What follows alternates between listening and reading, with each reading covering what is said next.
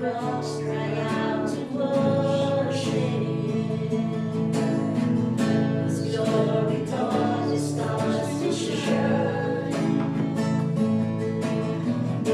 Perhaps creation longs to have the words to sing, but these joys is mine.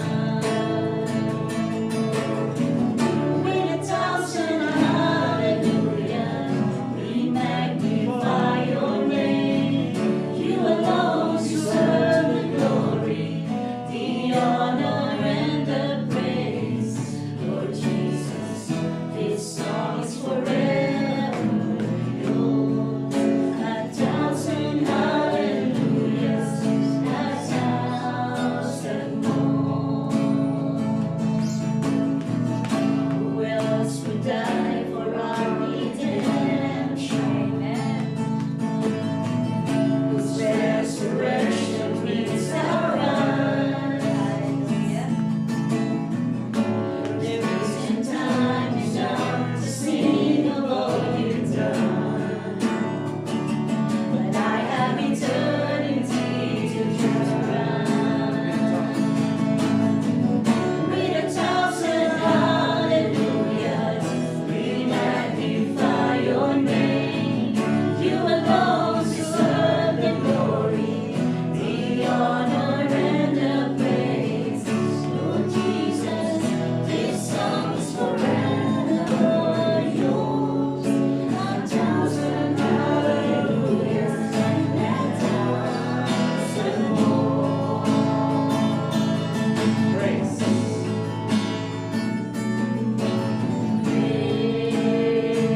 Praise to the Lord, to the Lamb, to the King of heaven's praise. For he rose, now he reigns. We will sing forever praise to the Lord, to the Lamb, to the King of heaven's praise. For he rose, now he reigns. We will sing forever. With a thousand hallelujahs, we magnify your name. You alone deserve the glory, the honor, and the praise. Lord Jesus, this song is forever yours. A thousand hallelujahs, a thousand more. A thousand hallelujahs, and a thousand more. Praise God. Hallelujah. Hallelujah. Truly, Father God, we praise you, Father God, sa araw na ito, sa gabing ito. To you all the glory, Father God. Dahil tunay nga na napakabuti mo sa buhay ng bawat isa sa amin. Ama, sa gabing ito, muli narito na naman kami. Salamat sa pagtipon mo sa amin upang kami ay patuloy na makinig at mag-aral ng iyong mga salita. Nawa sa gabing ito, Panginoon, patuloy na puspusin mo kami, patuloy na turuan mo kami ng iyong mga salita, Panginoon. Sa gagamitin mo ngayong gabi, Panginoon, na magbabahagi ng iyong mga salita na ito, patuloy na ikaw ang manguna sa kanya, ikaw ang magliwanag, ikaw ang magsalita, Panginoon. Gamitin mo po siya, maging daluyan ng pagpapala sa amin upang makapanginig kami, Panginoon, ng mga salita na nagmumula sa iyo, mga aral na nagmumula sa iyo, Panginoon.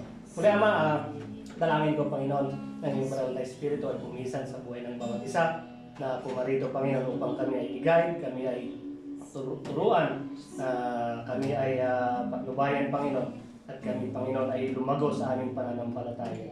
Muli, Ama, sa gabing ito, iniling ko, Panginoon, na patuloy na linisin mo kami, patawarin mo kami sa aming mga pagkukulang upang sa gayon, Panginoon, maging karapat-dapat kami na tumanggap ng mga pagpapala nito. Muli, Ama, sa iyo namin binabalik ang pinakamataas na papuri, pasasalamat, pagsamba. In Jesus' name we pray. Amen. Hallelujah. Isang ang malakas na hallelujah. Alam niyo po, pagka sinasabi natin yung hallelujah, you are instructing yourself, every piece of you, mula ubuhok hanggang sa pinakadulo, no? Ng himay-may natin. Inuutusan natin yung sarili natin to worship the Lord. So kaya pag sinabi ng hallelujah, no? Nagkakaroon ng buhay yung pag naintindihan natin ng kung may nakawal yung gano'n, nagkakaroon ng buhay yung salitang yun at yung buong katotohanan, yung katawan natin, isipan natin, lahat ng part ng ating ng sarili natin ay nagpupuri sa Kanya. So, never forget yung pinaka-meaning ng hallelujah. Hindi natin gagamitin yung hallelujah na parang ano lang siya, ano ba yung expression? Lalaro-laro lang. So, napakagandang salita nitong hallelujah. Sige, isa pa nga pong malakas na hallelujah. Hallelujah! Oh, hallelujah! Praise the Lord, for He is worthy of all our praises and worship. Tama mo ba? Amen. Praise God. At syempre sa gabing ito, ang ating pag-aaralan all about prayer. Madalas nating ano ba yung tamang posture sa panalangin? Dapat ba nakaluhod? Dapat ba nakatayo? Dapat ba nakataas ang kamay? Dapat ba nakaluhod? Kailangan bang umiiyak? Kailangan bang malakas ang boses? Ito yung mga posture na madalas natin But usually, lagi nating nakasaksak po.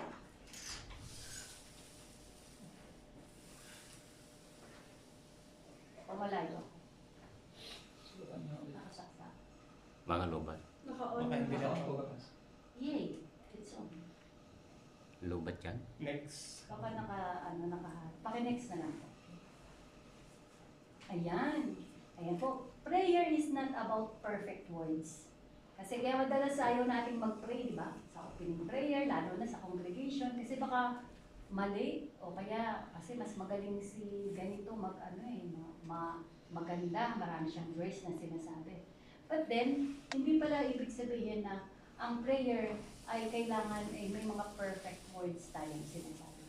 It's about a right posture of the heart. So, hindi pala yung pagtayo mo, hindi pagluhod mo. It's not about that, no? It's not about your raising hands, not about a loud voice, but it is about the posture of your heart. Because the Lord sees the posture. Regardless if you have so many memory verse and you put it in prayer and you pray for 2 hours, malamig na yung kanin. Di pa tapos manalangin, no? Still the Lord is looking at the heart. Amen? So we must have this mindset in coming to the Lord, not of your eloquent word, not of your flowery word, but it is the posture of our heart. Okay, next po. Therefore, kailangan pala when we come to prayer, we must have the right mindset. Because the right mindset leads to right attitude. The other word for posture, akala natin posture yung pwesto, no? But actually, the right word for posture is right attitude. Attitude pala yung posture, no? Kaya pala tinitingnan ng Lord is the heart because He refers to the posture, yung attitude. So if we have the right mindset, magkakaroon tayo ng right attitude. Okay? Ano muna dapat ang mindset natin? We can never have a right mindset without the right knowledge about God. Pag alam na natin yung knowledge about God, kilala natin ang Lord natin, for example, anong magiging mindset natin? Whatever happens, I trust that God is faithful. Right? So that is your mindset. Because that is your mindset, it leads to a right attitude na yun.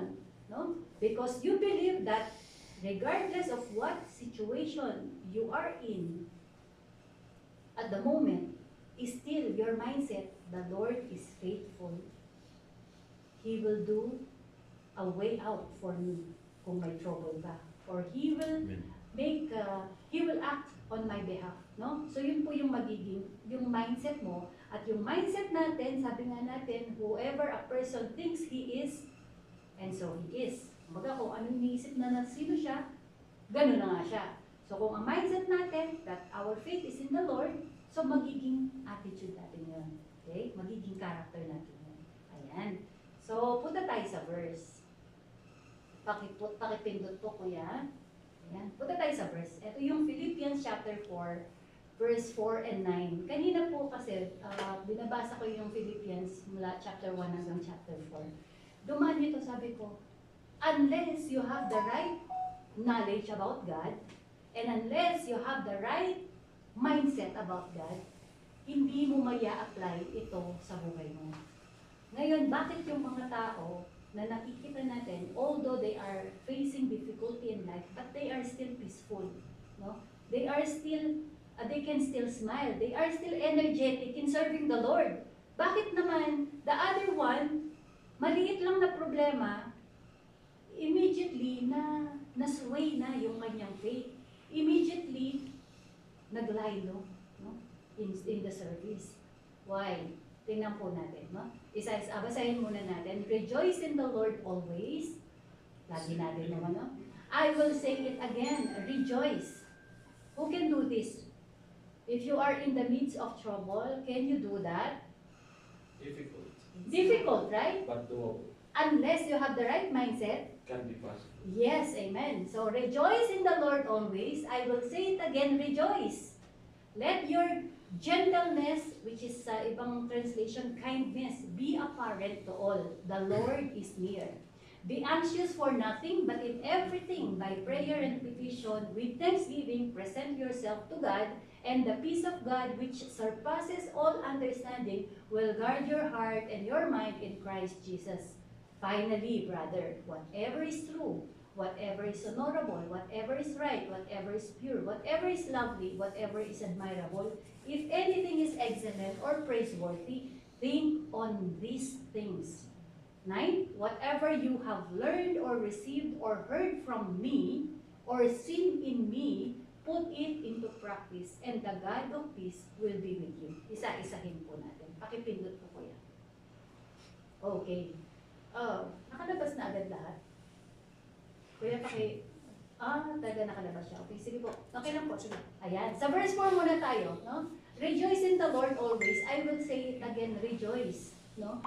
You cannot be joyful in the midst of difficulty. Madalas magsasabi nun, may problema na nga, magre-rejoice pa. Di ba? Parang imposible ito. May problema na nga, kalmado pa. Diba? Minumura na nga siya, kalmado pa. Sinisiraan na nga siya, diba? They are already character assassinate her. How come she stays calm? And how come she's still rejoicing in the Lord? How come? That cannot be possible unless you have the right mindset. Sabi ko nga po kanina. Because he says this, to rejoice in the Lord always. I will say it, rejoice. You will not only rejoice during prosperity. You will not only rejoice during blessing, no? Or during, success. No. Even in the midst of trial, ang sabi niya, rejoice. Bakit? Kasunod po. Bakit dapat kasi yung mindset mo? Because you know, you are rejoicing with the Lord, no? Unless nga kilala po natin yung Lord natin. So ngayon, pupunta tayo sa 5, let your kindness be apparent to all, the Lord is near. So why you are rejoicing, and why you nag-i-stay ka na kind? Because people are only kind sometimes when they have plenty of money. It's really difficult to help pagka konti ang pera mo sa bulsa. You cannot be kind, right? But if you are plenty with money, you are, let's say, abundantly blessed, it's so easy to show kindness. But here, he says, to continually show your kindness, it should be apparent to all. Sabihin, tuloy-tuloy at nakikita. It should be evident. No? Why? Because the Lord is near. That is the mindset. The Lord is near. Whether ano man yung situation ko, I still need to stay kind because the Lord is near. He knows my situation. Tama po ba? Amen. The Lord knows my situation. Kaya nga po, di ba, Do not pray for these things because even if open your mouth, the Lord already knew it. The Lord knows your needs. Sabing ganon. So, kailangan tayong maging stay kind because the Lord is near. So, yung right mindset natin, nag-shape siya into right attitude. So, kahit na meron kang persecution, even you are facing difficulty, even people are maligning you or sabihin natin, they are character assassinating you, or maybe you are facing difficulty with financial, or maybe you are sick, no? Still you will rejoice because of the mindset. And that mindset shapes our attitude. We stay kind. We stay joyful. Okay? We stay generous. We stay believing. Keep on believing. Okay? Next po, kuya. Verse 6.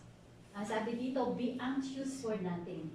But in everything, by prayer and petition, with thanksgiving, present your request to God. So, ang sabi,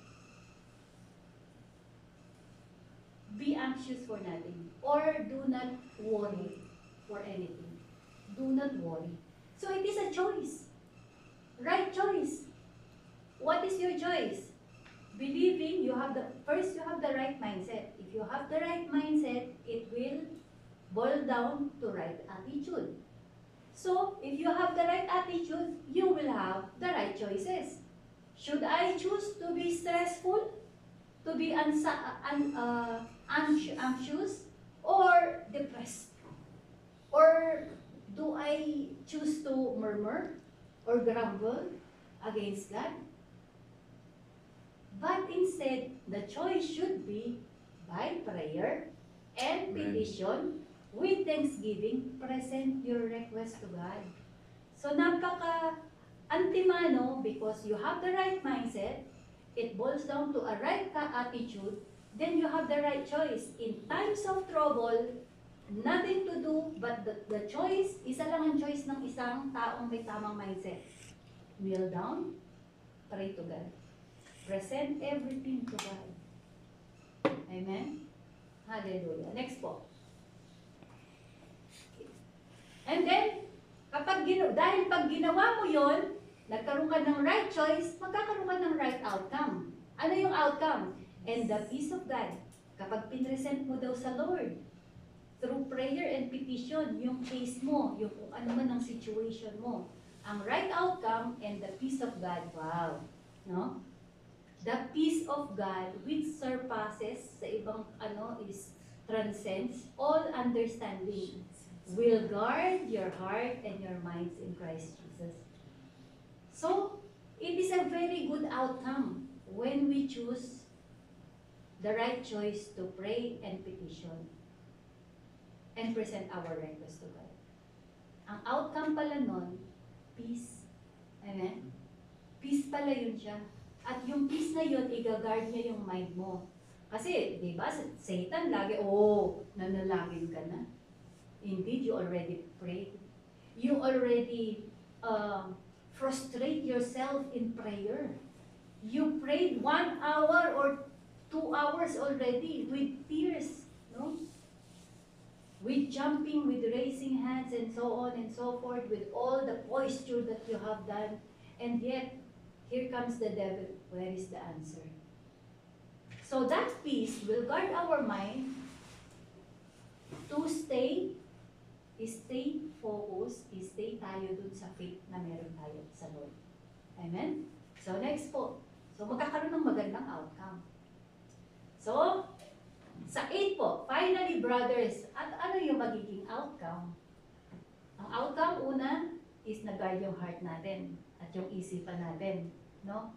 At magkakaroon tayo ngayon dahil guarded ka, para tayong merong tapaoho, para tayong magiging kabayo. Because of that peace, para siyang nakaganyan sa atin. No? Ginaguard niya, huwag kang masa-sidetrack. No? Don't look at the sister. No? Don't look at the problem. The Lord is guiding you with His peace, diretso. So your focus, sabi niya, finally brethren, whatever is true, you will focus on the truth. What is the truth? The truth of the Word of God. The truth that God is indeed acting on your behalf. No? That is the truth. The truth of His promises. The truth of His word. Yun po yung magiging focus natin ngayon. So, whatever is honorable, whatever is right, yun ang magiging focus natin. Whatever is pure, whatever is lovely, whatever is admirable, if anything is excellent or praiseworthy, think of these things.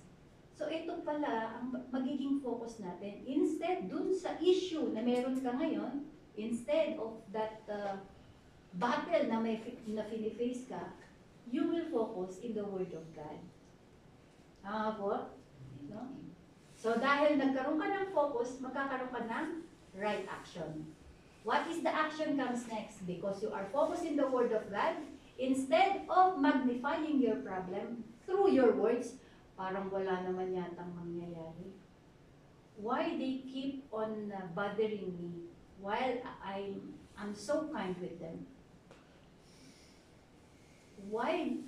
It's so unfair. Life is so unfair. Even though you help them and yet at the end, they blame you. Nangyayari? Ba?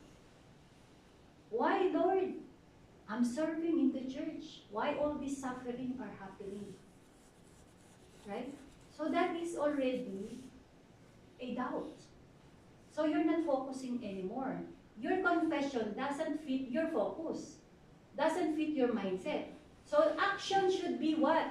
When you focus on the truth in the Word of God, your proclamation, your declaration, your confession will change. So magiging right action siya. The action will be, regardless, Lord, what I am seeing, I will still believe that you are working everything all together for good for those who love God and are called according to their purpose. You will always declare that because the outcome will always be at your benefit. Because that is your God, believing. Lord, you are a faithful God. You promise you will never leave me, never forsake me. You promise that you are my strength. You promise you are my deliverer. You promise you are my blessing. You promise that you are my portion, right? You said, Lord, you are my shepherd. My cup runs over. Even I walk to the valley of the shadow of death, I feel no evil because thou art with me. These are the proper declaration na meron ka. That is the action. No? Action in word. At pagka lagi natin will keep on saying those words, it will manifest. Lahat ng kahimay-himay in every part of you, even in yung mga dugo mo, nananalaytay, will obey kung ano yung naririnig. So when you are sick, do not say, Lord, I feel sick. Maybe I'm going to die soon. Right? Maybe I have, you will go to Google. You will type all the symptoms. At the end, you have cancer. But it's only headache. So, you are proclaiming, Lord, maybe I'm going to die. Lord. So, you are the focus now. But if you keep on declaring, regardless you are feeling sick, and you really feel the pain, still you will declare, Lord, you said that my portion is health and wealth. You said, Lord, that you are my healer. You are my Jehovah Rapha. Keep on declaring, keep on declaring. Di ba? Dapat ganun pala ang mindset natin palagi when we come to prayer. Kaya bakit po may mga kapatid na napaka-bold nila sa prayer? Pag sinabi na nila, pinray nila, kalas, wala na, hindi na nila iniintindi. Because this is, nai-apply na nila itong verse 4 hanggang 9. Ano yung sa verse 9, Kuya, ayan, sabi sa verse 9, so whatever you have learned or received or heard from me, si Pablo po ito, ano? Or seen in me, o let's say tayo ngayon, that is the time of Paul. But now, this is my time. This is Pastor Bernard's time, no? So whatever you learned from us, whatever you received or heard from us, from me, or seen, nakita nyo sa amin, put it into practice. Amen. Amen. Put it into practice. Ang daming Bible study. Na-excite nga tayo, di ba? But are we putting it into practice?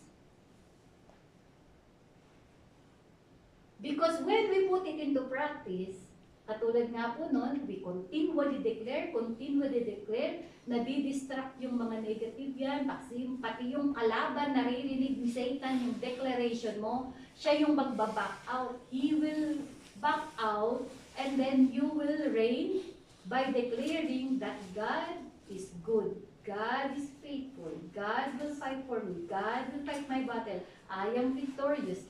Continually declare. Kaya ako po nakikita nyo pag ang prayer namin, less po yung paghingi. The more yung praise sa Panginoon kasi dun tayo nakafocus eh. No? We are focused in the Lord only.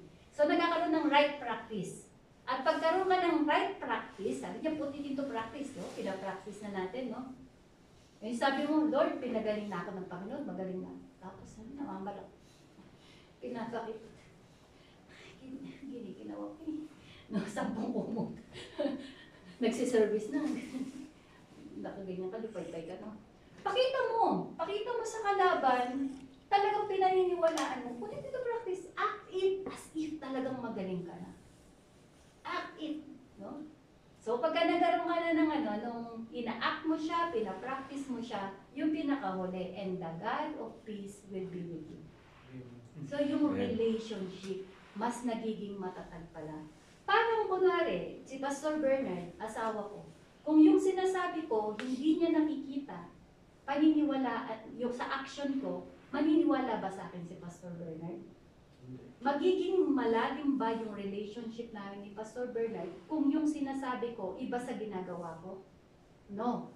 Same din po, yung relationship natin sa Panginoon, pag nakikita niya na kung ano yung sinasabi mo, yun din ang ginagawa mo, then yung relationship mas nagiging matatag. Anong sabi niya? Ask anything in my name. Na if you abide in me and my words abide in you, ask anything in my name. So, merong abide in my word. Meron palang pagsunod sa salita. So, if we keep on abiding in His word, following kung ano yung instruction na sinabi doon, at the same time, dinideclare pa natin, ina-act pa natin. Ang sabi, ask anything in my name, it will be given to you. Yun pala yun. Kaya sabi ko kanina, napakaganda naman ng Amen. ng bagong revelation. Kaya pala Lord, ganito yung nagiging character namin ni Pastor Bernard in prayer, no? May problema, hindi pa naman, we cannot deny that. We're facing problems, we're facing difficulty. Every one of us is not excused. But, if we have the right mindset, napakaganda. Magkakaroon ng katubunan yung prayer natin. Most of our prayer is a yes and amen sa Panginoon. Pagka meron tayong ganitong mindset. Kasi Amen. first, kailangan yung foundation natin is we know the Lord. Sino po yung madalas na those who easily give up in their prayers? Who are those people who easily say, does the Lord hears my prayer? Does the Lord sees my adversity? Diba? Sino po yun? Yung walang malalim na pagkaalam sa karakter ng Lord. Kaya natuwa ako sa kanta kanina. Sabi ng kanta, ang ganda eh. Sige, basahin ko. Only sabi niya, ito. Who else would die for our redemption? Whose resurrection means I'll rise. There isn't time enough to sing of you, of all you've done, but I have eternity to try. Ang ganda, di ba? So sabi niya, praise the Lord, to the Lamb, to the King of Heaven, praise for He rose, now He reigned, He will sing forever, praise to the Lord, blah, blah, blah, blah. Pero gusto ko ito, yung sinabi dito, who else would die for our redemption? Yun lang malaman mo, that He dies for you, ganun kanya kamahal, how much more, hindi niya sasagutin yung maliit na pinapanalangin natin. Buhay na nga binigay niya eh. All His life, He already given it to you. How much He will not answer your very petty request. Sa atin kasi, parang big deal yun. But sa Lord, it's petty. He owns the earth. He is mighty. This is just petty. So what is the issue? Why we're not receiving the answered prayer? Mindset. Mindset. Okay? Sige kuya, next po. Ulit. So kung isa-summarize natin, in simple words, rejoice from verse 4 hanggang verse, bakit 8 lang hanggang 9? Okay, in verse 8, sabi niya, rejoice in the Lord always, not because life is easy, but because the Lord is near. Amen? Can we praise the Lord even there is difficulty? Amen. Why? Because we know the Lord is near. Amen. No? Yung mga tao, nandiyan ba ang Diyos? Naririnig ba ako? They do not know whose God they are serving because the Lord is always near. Ang sabi dun sa verse natin kanina, the Lord is always near. At pagkatapos, next po, lay aside anxiety and bring every concern to God in prayer with thanksgiving. Bakit po in prayer with thanksgiving? Because this is already a proclamation of an answered prayer. This is already a positive proclamation that Amen. yung trust mo sa Lord, talagang merong katugunan. Amen. That is it. Next po. Trusting Him to guard your heart and mind in His peace. That whenever we pray, ang kapalit nun, automatically dapat yung peace ng Lord nasa iyo na. Kapag ka, after prayer, is you're still facing anxiety, Lord, ano na ba to? Saan ba ako uutang? Ano bang gagawin ko? Di ba? Ano yun? Ilang doktor ba ako magpapadiagnosis? Then, question, ano ba yung mindset talaga meron ka? Kasi ang sabi, yung prayer and petition, ang nagiging bunga nito, yung peace. So, kailangan after we pray, inilagay mo na sa kamay ng Lord eh. Don't take it away. Don't take it again. If you already leave your problems in the hands of the Lord, just keep it there. Don't take it back. Let the Lord deal. Set your mind, at rest, and just trust the Lord because the Lord is at work. Amen. So next po, choose to dwell on what is true, pure, and praiseworthy. What is praiseworthy? Focus on the Lord. Continually to minister. No? Continually to sing praise and worship. Amen. Continue to read the Word of God. Continue to be kind. Amen. Even people are very, no? Talaga namang, yung iba maisusuka mo na. But then sabi, continue. Continue. Because it is the Lord.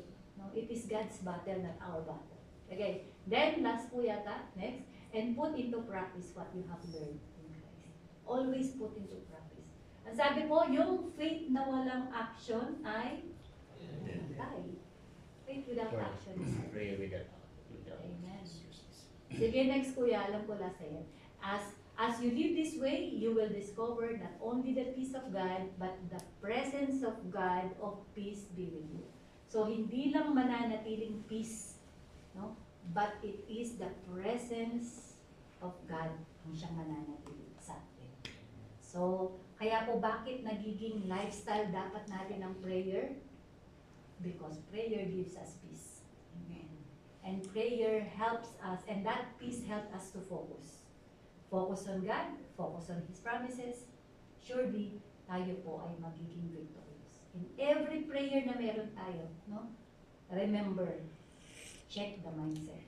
Check the posture of our. Always, always. So yun po, maraming salamat sa gabi ito. Amen.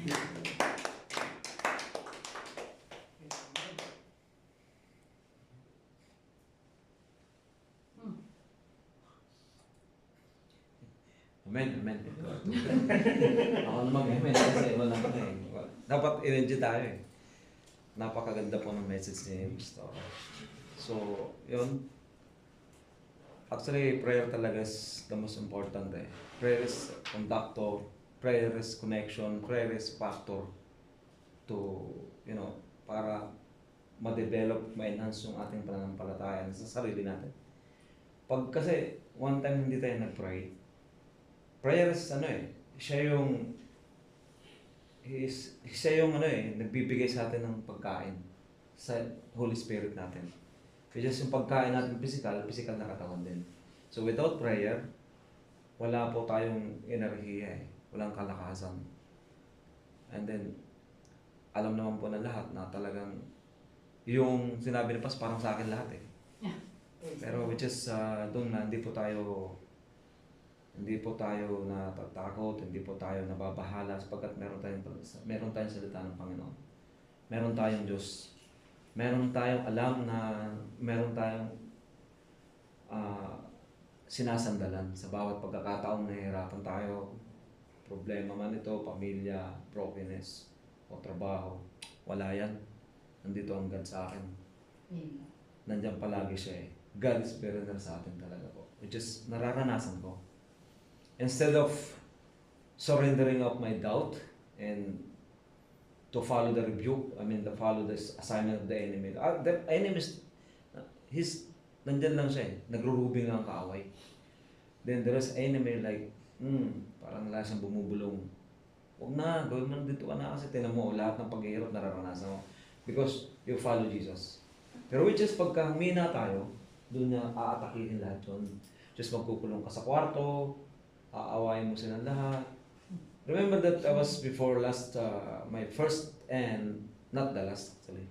Kasi may susunod pa yan if ever pagpalayan tayo ng Panginoon. Instead of preferring, kasi yung aking anak go into emergency room, bisa dapat nun magkakausap kami ni Mrs. pero no. Nag-prepare ako because sa yung Thursday na yun, kailangan mag-exhort ako So instead na, dapat hindi ka dadalo kasi nga mag-uusap ka, no. Mas inuuna ko yung dumalo at mag-exhort and then nalaman ko na ilang prayer lang natin, which is napakabuti ng Panginoon. Nakalabas sila ng umaga agad pas. So talaga ang prayer, lumalapit sa atin, naglalapit sa atin, nagkakaroon tayo ng mindset na maganda. Nagkakaroon tayo ng pagkakataon na ilayo ang sarili natin dun sa mga dating gawa. Kasi pag tumanggap, when you receive Jesus, you're dead. Dead of what? Dead of sins. Patay na lahat yun. When you call born again, I'm Christian, born again. With this way, born, it means lahat ng kasalanan mo, lahat ng mga dati mong gawa, pinatay na. Nawala na lahat yun. So, prayer po is the best. Glory to God po. Sabi na lahat ni Kuya Richard kasi. It's napakagandang testimony sa buhay ni Kuya Richard. Glory to God po. At nakikita naman din natin na yung struggle mo. But hindi yung struggle na nakikita namin is yung how you come out with the Glory to God. Yung glory ng Panginoon natin. Yung kalakasan niya na nakikita namin sa iyo Glory to God po. Ayun ang maganda aside when we go through yung battle sa buhay. No? It's not because nakikita natin, okay, we are praising God, declaring, in all circumstances, give thanks.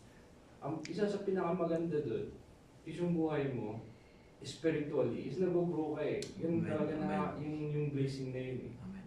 Na binigay sa'yo ng ating Panginoon, dumaan ka sa pagsubok, you come out victorious, always, kasi walang pagsubok, hindi talagang, kumbaga, yung sa story ni Job, sa exhortation nila kanina, di ba? Opo. May lace siya. Opo. So, ang napakaganda dun is, yung spiritual growth mo talaga, it's a very big blessing talaga.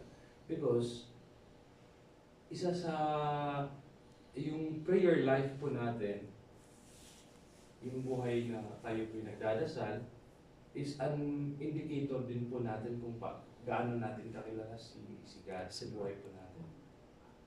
Yun lang yung yung prayer natin sa buhay. Yung isa sa indication sa buhay natin kung this is a matter of relationship. The more you know Him, the more you are intimate. Amen. The more you are intimate means that marami na yung pinagdaanan. Di ba? Just like a normal relationship. Yung relationship nyo, titibay yan pag dadaan sa pagsubok. Amen. Dadaan sa, mostly sa pagsubok. Talagang nagkakaroon ng nagkaroon kayo ng malakas ng yung trust and confidence nyo sa isa't isa. The same thing din sa ating Panginoon. Na yung blessing na yun, papasalamat talaga tayo na magandang sinabi doon na rejoice kasi yung mindset mo na bago. Amen. You change your mindset instead of magnifying your problem, nawawala eh. Kaya yung mindset talaga, andyan yung Panginoon, katulad sinabi ni Amen, amen, Richard, amen. andyan yung Panginoon sa atin. Everything we can overcome na, hindi ka niyo po bayaan. Means through your communication, how you knew Him, kasi nandun na yung experience mo, nandun na yung, kumbaga, matagal na kayo nagsama ng ating Panginoon. No? Kaya nga siguro yun ang sikreto ni, especially si Pastora, kasi she's very bold talaga. Hindi ko pa siya nakita ng panic, or not even nagalit, or may yung karakter niya, talagang relax, kaya yung isa to sa sikreto niya, I heard blessed na si Hermie Pastora, yung mindset natin, instead of magnifying yung problema, tandaan natin na For this looking at different perspective, baguhin, Panginoon. Diyan ang Diyos. It's an opportunity for me to grow yung bagong spiritual ko, bago experience, magkaroon na naman ng karagdagang spiritual faith natin, different level of faith na naman. So, Lord to God. maraming salamat. Lord to God. Sa akin po, sa akin. I-relate ko lang yung ano po natin, yung scripture natin, doon sa panahon ni Moses. Okay, sa panahon ni Moses, yung hinahabol na sila ng Egyptian, yun ang first murmuring ng mga Israelite. Andyan na yung kalaban natin, wala na tayong dagat tinasarap natin. Sana hindi mo na lang kami nilabas sa Egypt kasi mamapapatayin kami. Okay, so God inopen niya yung Red Sea. And then next is, ano ba yan? Wala tayong food. So nagmurmuring na naman, nag-complain na naman sila sa isa't isa. Ano ba yan? Wala tayo. Sana hindi na lang tayo ulit sa Egypt. So binigyan sila ng mana. And then, sabi na naman nila, and then after nagsawa na sila, puro na lang ba, bread? Gusto namin ng meat. So, binigyan sila ng quail. And then, nung quail na pagkatapos, ano ba yan? Puro food na lang, wala ng water. So, even magaling ang leader, even andun yung prayer ni Moses, God, di ba? Binigyan siya ng instruction. Pero dahil sa murmuring, nagalit siya, na-pressure siya. So, instruct niya yung rock. So, ibig sabihin, sabi nga doon, kung meron tayong problem, huwag yung i-complain sa brethren, huwag yung i-complain sa tao, present it to me. Yun ang sabi, huwag sa leader, huwag sa brother, kasi mapipressure at mapipressure. Even si Moses, great na, di ba? Pero na-pressure siya. Pero sabi ka, no. Di ba? Alam ko yung problem nyo. Hindi nyo pa sinasabi, alam ko na. Present it to me because I will listen. Makikinig ako sa problema. So, yun lang po. Yun lang yun. Kapag dumaan talaga tayo sa problem, sabi ko nga, sorry, yung pag sinasabing, bakit Kristiyano ba ako? Bakit hindi ako nakakaranas ng problem? Kasi, yun nga, pag merong maliit na bagay sa ko, God, sa'yo yan ha. Hindi ko yan hindi ko sagot yun. Kasi alam ko, faithful ako sa isang bagay na to. Ganun po kaya, parati ako. Kaya, never po akong nagsabi problema ko to. Maliban lang siguro sa love life. Yeah. Hindi, pero hindi ko naman yan inaano. Hindi ko yan alam. Wala. Pero yung problema, hindi ko talaga, wala talaga akong sinasabi. Pero bakit hindi ako dumadanas ng problema? Hindi ba wala talaga? Hindi, even financial, hindi ko yun nararanasan. Pero nung hindi pa ako Kristiyano, syempre. Kumbaga yun nga, sa isang bagay, hindi ko kausapin si Kuya Jomy, may problema ako, Jomy, ano ba gagawin ko kasi ganito, kasi hindi sa kanya ako mag-represent ng problem ko. Kay God ako mag-represent ng problem ko kasi makikita siya. Bilig na. Ganda yung ang ganda ng pagpapaalala naman sa atin ngayon gabi. Sabi dito sa Sa itong Philippians 4 to 9 na to, dito pa lang sa 4 and 9 eh. Ang ganda ng pagkakasabi ni sa Tagalog, maggalak kayo lagi sa Panginoon. Inuulit ko, maggalak kayo. So, ibig sabihin, sa lahat ng circumstances, ikaw man ay nasa magandang kalagayan ngayon, ikaw man ay nasa pagsubok, sabi niya, maggalak pa rin kayo sa Panginoon. Dahil sabi niya sa verse 9, ipamuhay ninyo lahat ng natutunan niyo tinanggap mula sa akin, sa salita at sa gawa. Sa inyo ang Diyos na nagbibigay ng kapayapaan. So, ibig sabihin, there is tawag nito, yung kapayapaan sa Panginoon. May kapayapaan kahit dumaraan ka ng pagsubok, may kapayapaan, mas may kapayapaan pag dumaraan ka ng tawag nito. Dahil bibigyan ka niya ng tagumpay. Parang si si Job, di ba? Sabi nung magpupuri lang ba sa Panginoon kung dumaraan siya ng pagsubok? Di ba? Hindi.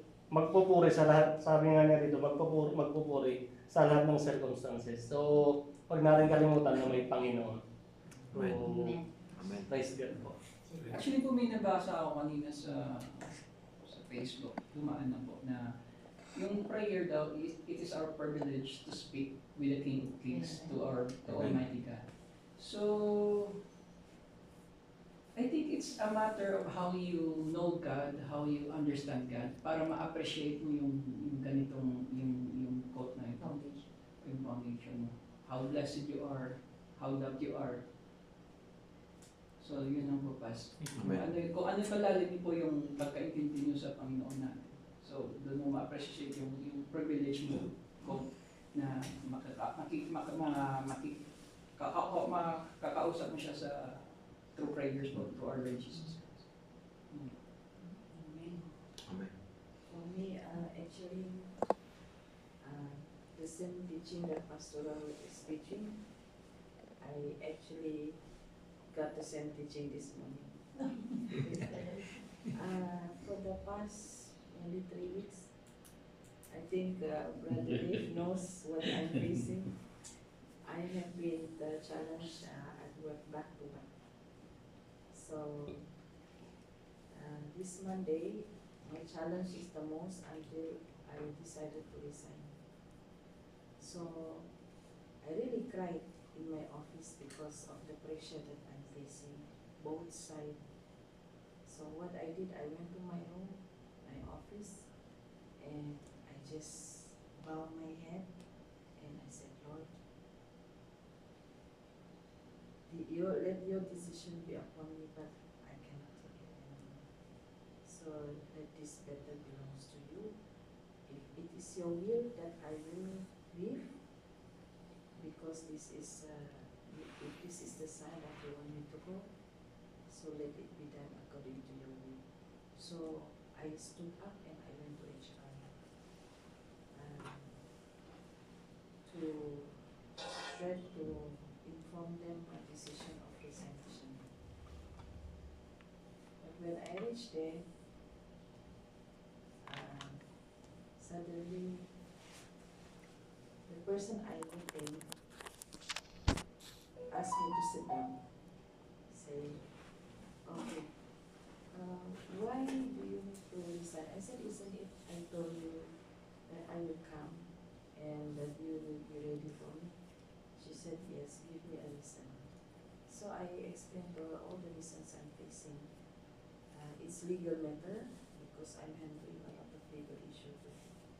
But the sad thing is, people who is involved in the leadership is not listening, but things illegally is done. So she says, now I understand why there is discrepancy on my report lately, which I myself is suspicious. Why the report of the papers coming a bit different, she says. So she said, you can resign with one condition, that you talk to the boss. Because her boss is also my boss. I said, no, the boss should know. Before you resign, you need to present this because this is legal issue. So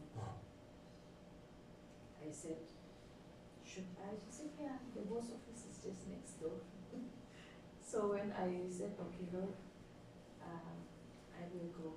But when I went there, I was praying in tongues. So Lord, this is but just pray in tongues and pray in tongues and pray in tongues until I reached to his office. Then I asked the secretary, can I meet the boss? Say, what's your name? So I gave him my name. Instantly, the boss called me to the office. He is one of the biggest payroll director. So I went in and I said, boss, I want to resign. Then he said, no, you will not resign. Sit down, tell me. So I explained to him, I do not want anyone to know that I am here in your office. Because he has two offices. One is in my area and one is the big in his big office. So I said, I cannot be seen to see you, but there is a lot of illegal issues that I identify, which I do not know how to express, but I try to raise it, but it seems like people do not care. What they say is they don't care whatever issue I'm facing, which is legal matter. So I explained to him every single. And he asked me, do you have documentation? I said, it's all in my system. Every evidence I have in my system. So yesterday I have been spending time printing all the evidence. While I'm printing the evidence, I put on prayers, preaching. And I don't want to listen to other things, I'm just focusing. That's why every time when I come back, I go straight. And Pastor Rana knows that lately I just go straight to my room because I want to put my focus. This battle doesn't belong to me, and what's God's plan for me. So this morning, when I was studying my teaching, same teaching of Pastor, exactly the same, putting my focus only to God. So after I was thinking I don't want to even attend meeting because I'm already so much hurt inside. I don't want to see the people's face at all. But then God says, rejoice in the Lord always. Again I say rejoice. This battle doesn't belong to me, it belongs to God.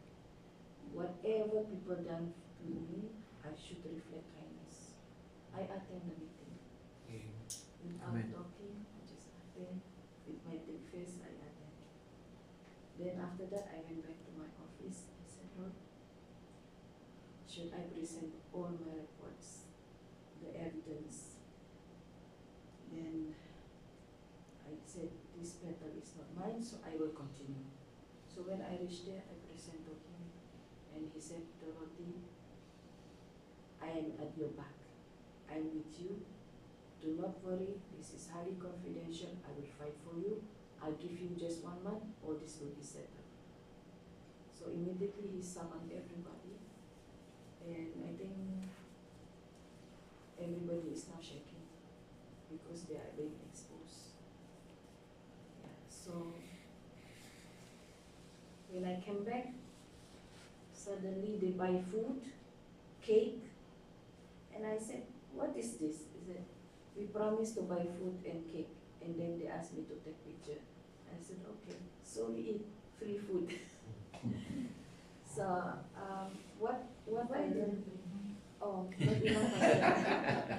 So what I learned here is even how hard it is, because it's like I have 2 directors. Both location is attacking me, back to back, very rude way, and I really lost control. I cannot fight myself.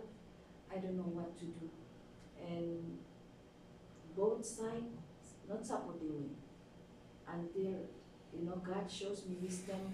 Like I just pray in tongues and I just go, and then I meet somebody and say, go here. God will direct you as long as our focus is just, I say, Lord, even when I bring the report while I'm walking, I say, Lord, this battle doesn't belong to me. Let it be that your name be glorified, and it's not about me, it's about you defending me. because under the palm of your hand that you will keep me under your mighty arms and you should protect me. Because it's really, really highly in a very dangerous stage. So this is what I do. Thank you. I want to quote what Pastor Bernie says in one of his message. Doesn't mean you are minority. You are on the losing end. Because even you're alone and you have God, you are majority. So this is what we should stand for, no? Whatever group, no, or company, whatever it is that keeps us, pulling us down, remember, the Lord is our partner. Amen. Sige po. Eh, Yung kulot. Ate Jimano. Amen. Mag- Yan pong Philippians 4 po, naging bahagi yan ng journey ko. Amen. The first time na nag-meet kami nila Pastor at Mr. Dorothy sa hospital, the first time they prayed for my husband, talaga napaka-powerful po talaga ng panalangin nila. And doon ko talaga nasabi na wow, parehas kami ng ng spirito nito, parehas kami ng pananampalataya. Doon ko talaga naramdaman na meron akong kakampi dito sa laban na to. Kaya, tapos po, nakasama na ako dito, malakas na yung loob ko kasi alam kong maraming nananalangin para sa akin. And then, nung nangyari nga yung kagalingan na complete healing na binigay ni Lord sa asawa ko. Kasi hindi man na-heal physically, but yung spiritual niya, yung talagang na binigay na healing ng Panginoon. And then, kinuha na nga niya.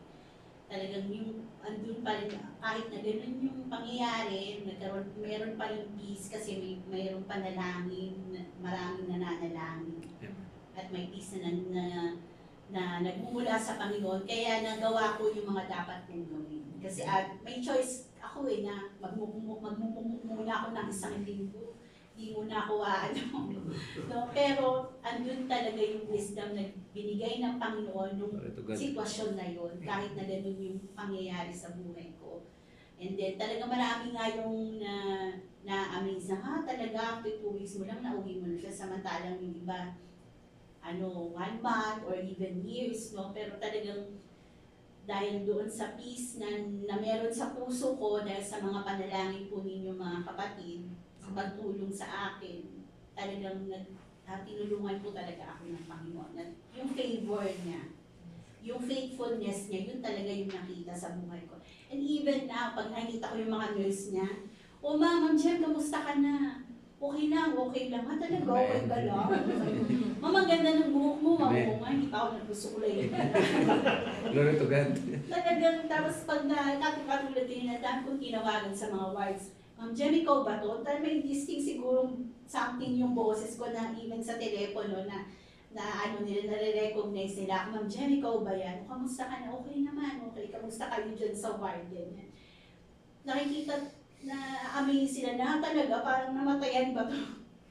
Tapos even sa duty, talagang pag pwede, nakasapak yung aking earbuds and worship. Kasi worship is a prayer, di ba? Prayer yung pray, panalangin niya ng Espiritu mo sa Panginoon. Yung habang nag-praising ka. So talagang andun yung, sabi ng mga tao, busy-busy tayo, si Ma'am Jem, nagkanta-kanta lang dyan. Kasi narinig nila, with 1,000 hallelujah. Sabi nga ng Saudi, wow, you have a nice sound. Said that you have a nice voice. Kaya sabi, wow, you have a nice sound. Sabi sa akin kanina. Talagang ganun niya. Tama nga po yun, na kahit sa gitna ng kahit ano man yung pinagdadaanan mo, pagsubok, malalim, mababaw, talagang dapat talaga manalangin, mag-rejoice, magpasalamat. Kasi andyan ang Panginoon kasama mo, hindi ka naiiwan, hindi ka pababayaan. Even now, yan pa rin ang pinangahawakan ko sa buhay ko kasi sa ospital na pinagtatrabahuhan ko, mula umaga hanggang bago umuwi, lahat yan nagpapaalala ng tungkol kay Rolly. Minsan tinatanong ko, Lord, bakit ba nandito pa ako? Diba? Ano bang ginagawa ko pa dito, Lord? You're going to be an evangelist. Amen. Hey, That's the reason that you live at You already Hallelujah. broke the soul. Glory to Yan God. ako. May dalawang soul ka na din. Glory to God. Yeah, Joy, first time ko ulit for the longest time na nakapag-invite ulit. Glory to God. Sa Panginoon. Kaya talagang, wow, Lord, sabi ko yung ginagawa mo din sa buhay ko, grabe. Saka yung testimony na iniwan ni Rolly, iniwan ko sa ospital talagang hanggang ngayon nag-aano sila, na-amaze sila. Yun yung maganda, no? Yung testimony na ginawa ng Panginoon sa buhay namin. Kaya purihin po ang Panginoon at purihin ang Panginoon dahil nakasama ko kayo. Naging bahagi ako ng simbahan ko. Amen po. Yung talaga yung pinakamagandang nangyari sa lahat ng ito. Kaya purihin po ang Panginoon. Hallelujah. Hallelujah. Tingnan niya, bago ang last na conclusion. Purihin po ang Panginoon. Yung pong mga katuruan ngayon ay parang sumakto sa akin. Pero praise the Lord po. At wala na, kumbaga ay nandun pa po yung kagayakan, nakakapagpuri tayo sa Panginoon. Wala man nararamdaman kung ano mang galit sa puso. Salamat po sa Panginoon talaga. Ang ano lang po sa akin is importante alam mo kung sino yung sinasamba mo, alam mo yung Panginoon mo, alam mo yung Diyos. Amen. At lastly po, ito yung talagang sabi ko kanina, kahit late ako, a-attend ako kasi this is the 4th time na nag-attempt ako. Alam yan ni Brother Dave. Kasi how many times ako nagsabi na, gusto ko matanda ang prayer meeting. Okay, yan. So this is the 4th time. Sabi, Lord, pa-attinin po ako, ano man mangyari. Praise the Lord. May short lang po. Sige. Short lang po na ako. I think it was Monday or Sunday na because every morning umaalis ako sa bahay mga 6:45 siguro from Iskan going to mga around 50 minutes. In Alcarch Road, may accident na nangyari po. Nagpe-pray po ako always na keep me away from accident and give me the alertness. Na narinig, moments before go, mga ilang seconds na lang po, narinig akong malakas na sa likod ko lang po nangyari, pero wala buti po, salamat po sa Diyos. Hindi wala pong impact na sa sasakyan po. Pagtingin ko po yung tatlong lane, gumagano na yung mga sasakyan po. So umalis na lang ako kasi go na po siya eh. So hindi po ako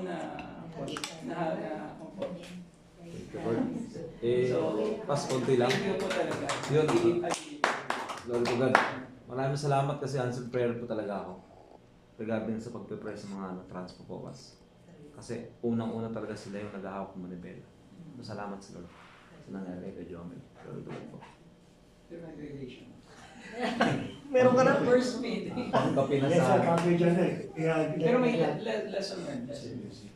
Actually, naalala ko yung sex rotation. Naalala ko yung kay Job. At nabanggit yata ni Kuya Reagan din. At nag-exert tayo patungkol kay Job. Alam niyo po, during that time ng suffering ni Job, alam niyo po ba na isa lang inaantay ni Satan? Sumuko. Magsalita siya ng bagay laban sa Diyos. That's the only thing that Satan wanted Job to say. Kasi bakit niya hinihintay? Why is waiting for that? So that he can go immediately to God. Oh, see? I told you, I'm right. That this guy, you cannot be trusted. Yun lang hinihintay po niya. But it's very clear na sabi ni Job, in all these things, sabi niya, Job never sinned.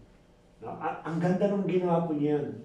So bakit ko pa nabanggit po yun? Alam niyo po, in reality, katulad ng nangyari kay Sister Dorothy, napaka-importante po na i-verbalize mo natin lahat ng bagay. That's very, very important. You cannot declare something by means of your mind. Nag-uusap tayo, nag-declare ka ng mind. No. Because the enemy is always waiting whatever the word that will come out in you. Yun lang hinihintay niya eh. Alam niyo po ba, in reality, even if it is half truth, no? Nag-declare ka, Lord, yung anak ko gagaling. Pero back of your mind, meron kang doubt. But still, Satan believe your declaration. Hindi siya omniscient eh. He doesn't know what is inside your mind. He cannot read the expression. Pag nakita yung malungkot, tama ba ito? He cannot guess.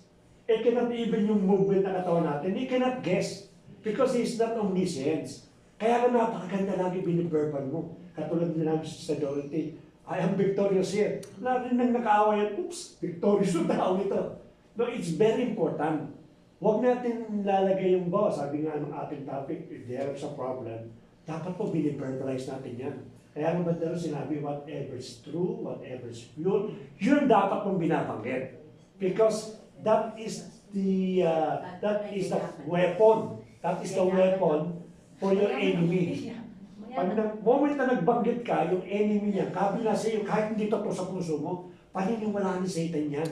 Kasi hindi niya alam eh. Yun ang pinakanin niya. Bagamat alam ng Diyos yung laman ng puso po natin. But the moment you verbalize yung ating mga bagay na off limit na kagad yung away po natin. Kaya nga sabi ko sa inyo, napaka-danger kay Satan yung speaking in tongues. That's the most dangerous kay Satan. Why? Because he cannot understand. Ano pinagkasabihan dito? Diba? And little he knows that you're directly communicating with God. Kaya pag nag-speaking in tongues, ang tao takot na si Satan. Kasi hindi niya alam, baka naman sinusumpaan ako ng tao nito Takot siya. How much kasi yung ating biniverbal na word, napapakinggan pa ng lalaki ng Satan ko yan. But we must always declare what is positive. Amen. The moment na nagsalita po kayo na, lang ako problema na naririnig na kaway, oops, meron na ako authority. I have a way para i-manipulate ko yung mind ng tao nito. Bakit? Kasi nga nagsalita ka na ng something. Kaya nga sabi, in all these things, Job never said. Bakit? Hindi kasi nagsalita ng negative eh. Yun ang hinihintay niya para lang manipulate niya yung mind ni Job. Pero never po. How much more yung tao po na makomplain? Diba? Yung tabi mga buhay ng tao na madalas na, bakit ang buhay mo? Because always you talk negative things. Every time that you're facing problem, speak always what is God can do to you. Napakalaga po yan. Kaya napakalaga lagi yung declarations about something. May problema ka, then that word God declare, I know that God will bless me. Kaya kung sinabi nga ni Sister Dorothy, that my battle is not belong to me, is belong to you. Narinig na nagkaaway yan. Oops, off-limit namin yan. You are now more than victorious the way you declare for these things. Dineclare mo kasi. So let us always practice declare. Verbally po natin. Huwag natin isa sa isip lang. Let us always speak loud para marinig po ng ating kung kawin po yan. Kaya nasa pamagitan ng ating confession, sabi doon, you have an eternal life. Ganun kasi ka-powerful yung ating po confession. So, Amen. it's let go and let God. Kasi ang sabi ni Job, then Job, nung narinig niya lahat ng mga negative news, on Job 1:20 hanggang 22. Then Job stood up, tore his robe, and shaved his head, and fell to the ground and worshipped. Immediately, he worshipped. So that is prayer and petition. Amen? At pagkatapos sa 21, sabi niya, saying, naked I came from my mother's womb, and naked I will return. The Lord gave, and the Lord has taken away. Blessed be the name of the Lord. Tapos doon po yung in all this, Job did not sin or charge God with wrongdoings. Because sometimes, we doesn't want to let go. We want to resolve it with our own hands. But Job, he threw everything away, shaved his head, all wala. Pagkatapos po siya naked. He acknowledged that he is naked. Nothing, wala, meron siyang dapat hawakan. Nothing. The Lord gives and the Lord takes away. Kaya po napakaganda. When we know that everything comes from the Lord, it's so easy for you to just trust God because you know He will give it back. I-redeem niya everything that you lost, God will redeem. Praise God. I want to give my own testimony muna kasi dapat 8 o'clock tayo, 8:30 tayo nag-decide. Anyway, I want to give my own testimony. Madalas po, yung dalawa lang naman yung Pilipino na nasa Dubai. Ako, isa lang ako dito sa department namin dito sa Saudi.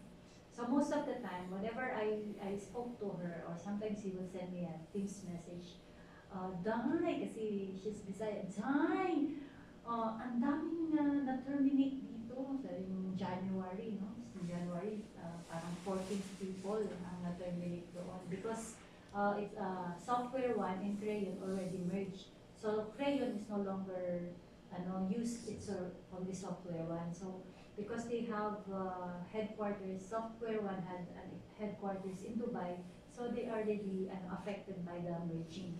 So like 14 people was terminated. The last year after our kickoff in Dubai, also 2 of the Filipino were terminated and some other nationalities. And then itong taon na to, ganun na naman. So she's asking me, Irene, how about there? What is the situation? I said, I really don't know. Yeah, dahil sana hindi tayo tanggalin, ganun. Sabi ko, tapos biglang cambio siya, sabi niya, anyway, sabi mo nga, just trust the Lord, sabi niya, just trust the Lord, He's the great provider.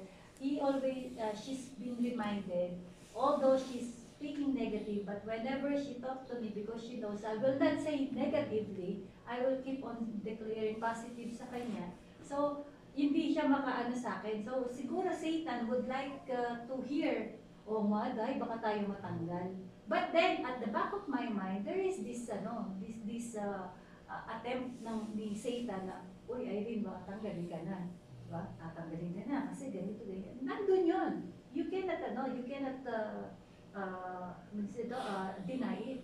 But then, I keep on just declaring, Lord, unless you are done with me, unless that your purpose in me, in this church, is done, hindi mo ako tatanggalin. Yun lagi ang declaration ko. Let your will be done. I should have fear, di ba? Kasi si Pastor Bernard, wala na nga siyang regular na sweldo. Tapos, pag minsan sabi niya, pag baka hindi ako ma-renew kasi nga yung age ni Pastor Bernard, which is reality, no? Tapos kami na lang daw ni IB. So in a way, na para sabihin ko sa kanya, hindi ka uuwi. Pag umuwi ka daw, uwi na ako. So ibig sabihin ko, hindi pa tapos sa akin si Lord. In a way, no? Kung hindi pa tapos sa akin si Lord dito sa Riyadh, hindi niya ako pauwiin. So kung hanggang nandito ako, nandyan ka. Kasi kung uuwi siya, uuwi ako. Ibig sabihin, tapos na. So in a way, yun yung aking proclamation. Pag umuwi ka na, uuwi na rin ako. But then, I know that God has a plan. Keep on. So kanina, meron akong evaluation, performance evaluation. During my evaluation, eme lang. Ang sabi lang ng boss sa akin, don't you think na anything that you want me to help you, how can I help you to progress, blah, blah, blah, blah. Sabi ko, so far, sabi ko, medyo naninibago ako when it comes to event coordination, but I'm on it. I'm coordinating with people in Dubai, lalala. Sabi niya, why don't you, mag-study daw ako, mag-enroll daw ako, don't worry, I will approve everything. Sabi niya, mag-AI ka, mag-ganto ka. Sabi ko, I will check on that. Sabi ko, what is suitable for my new position ko. Bandang huli, sabi niya, okay, sabi niya, yun na yun. Sabi niya, kung ano yung grade na nilagay mo sa'yo, yun na rin ang grade ko sa'yo because you overachieve, sabi niya, yung expectation na meron ako sa'yo. So sabi ko, Lord, salamat. Hindi lang ako marirenew, no, kasi actually, April pa naman ako, di ba? Hindi lang ako marirenew, meron na naman akong bonus. Praise the Lord. Alam na. Huwag nyo na yan. Praise the Lord. Amen. Kaya po palagi natin, yung declaration natin, always positive. Regardless how negative it is, nakikita mo maraming nata-terminate, di ba? But then, my declaration, Lord, if it's your will, mag-stay si Pastor Bernard, ito yung church mo, hindi kami aalis hanggang hindi pa ready yung mga kapatid. Amen? Amen. Kaya po, kami ay mag-Georgia ni Pastor Bernard. Amen. Ay, hindi kasama. Hindi kasama. Iwan. Pasok. Iwan. The teaching of Pastor, there's a song for that. Rejoice in the Lord always, and again I say rejoice. Rejoice in the Lord always, and again I say rejoice. Rejoice, rejoice, and again I say rejoice. Rejoice in the Lord.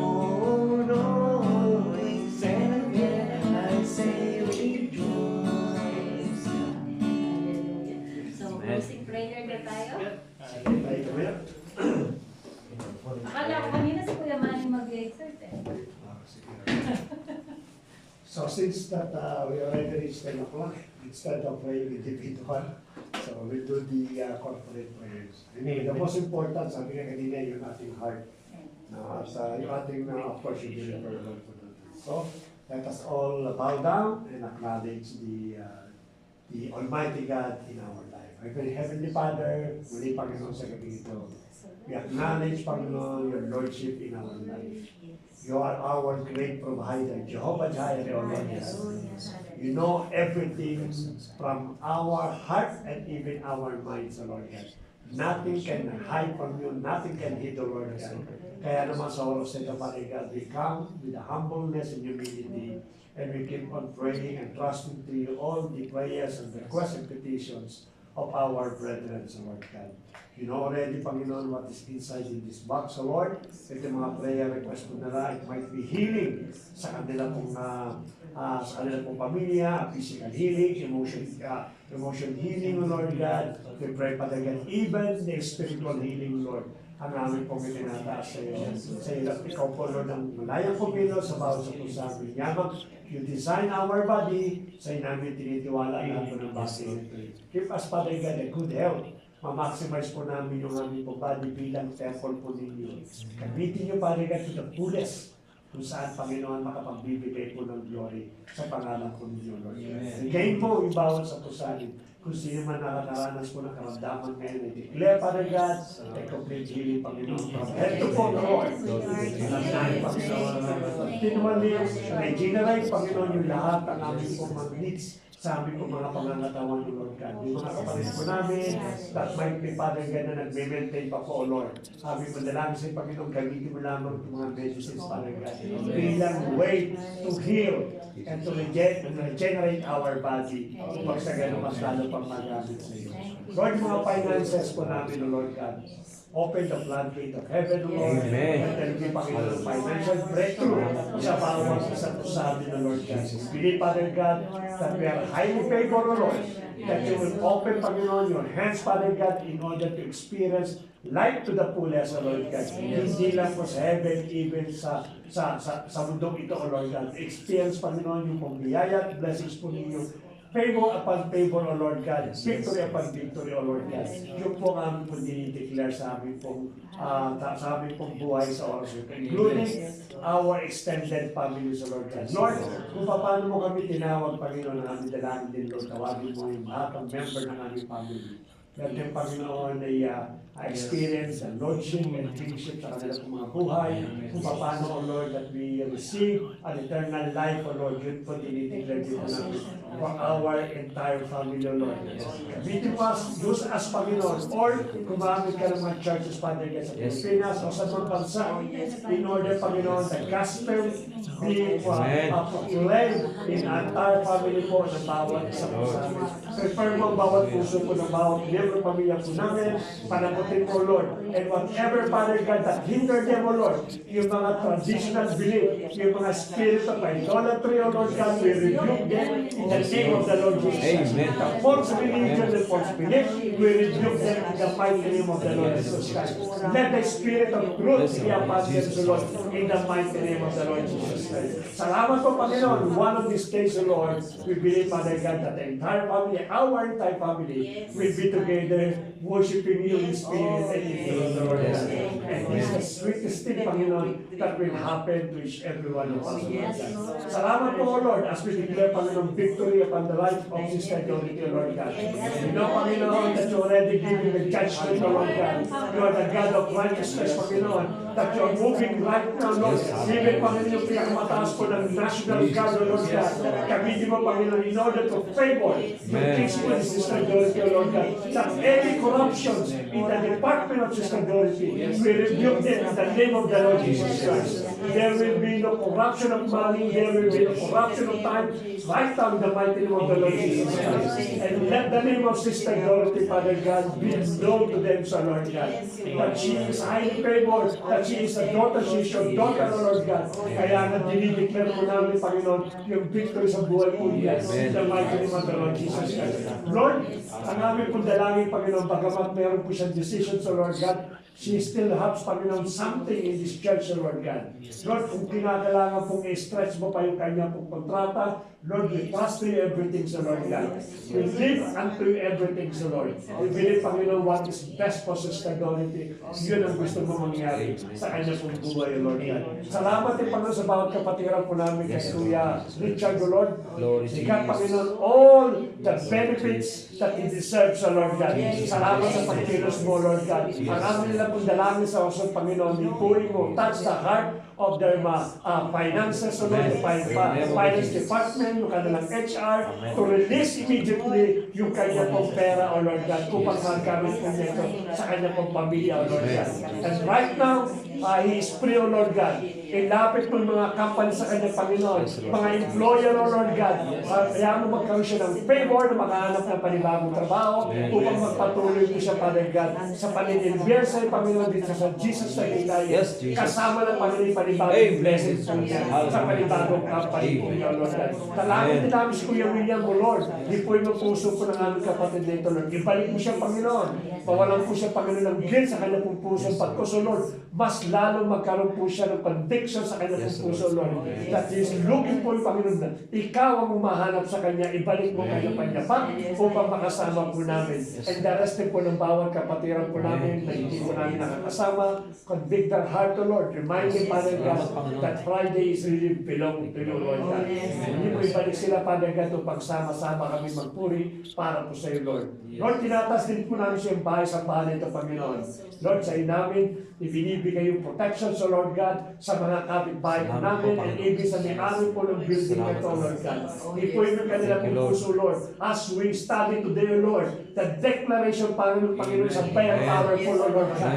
Kaya ang dinideclare po namin that even Satan cannot use our neighbor, even the owner of this house, Panginoon, sapagkat alam namin they are bounded by the Holy Spirit, O Lord God. That the power of the Holy Spirit, Father God, will manifest sa kanila po mga buhay, O Lord God. So that tomorrow, we can worship you freely, O Lord God. We can declare your name, Panginoon. At alam po namin, Father God, that you will seal this place, O Lord, upang malaya kami makapagpuri, Father God, sa harap po sa iyo, O Lord. Salamat, Panginoon, sa lahat po ng blessings na tinatanggap po namin, sa mga favor, O Lord God, sa buhay po natin. Yan na nakasama po namin. Salamat, O Lord. Our presence, Panginoon, indeed an encouragement sa bawat sa pusama, O Lord.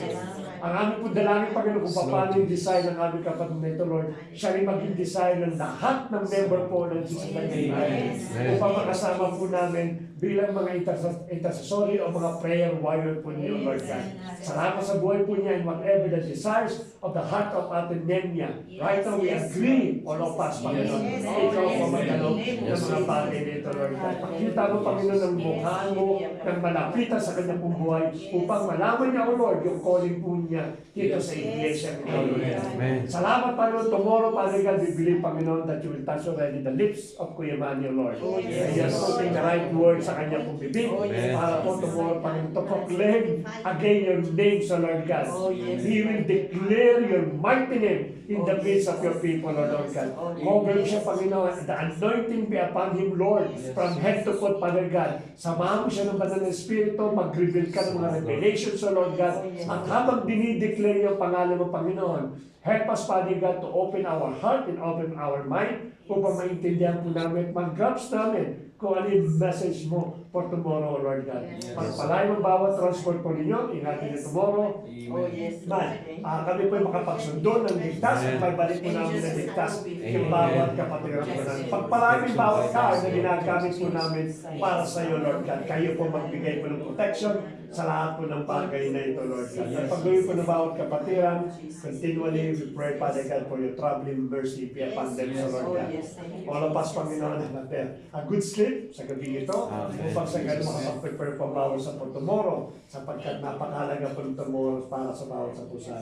At yung food na pagkasalong po namin, Lord, bless and sanctify, Father God, for our physical strength. Tinuwalin, Panginoon, Yes. mindset po namin yung mga pagpapalang na pagkain at upang sa ganun ito pabigay magkaroon po ng nourishment sa pangangatawan po namin ng Lord. Salamat po rin, Panginoon.